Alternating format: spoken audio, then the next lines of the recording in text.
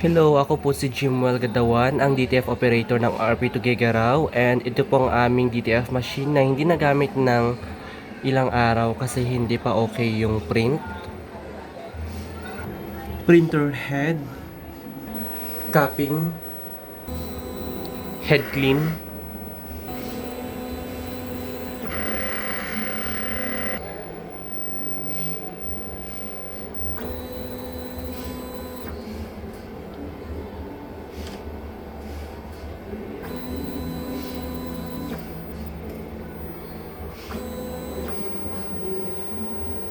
punasan ng wiper,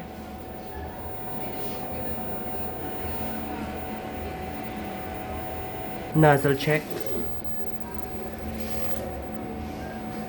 Ang label ng ink system ay tama lang po.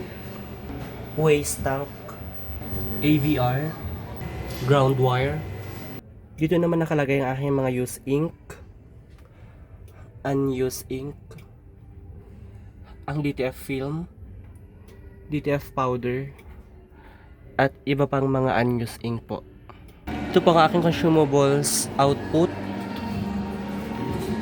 consumables checklist, mga consumables na nagamit sa ink, cyan, white,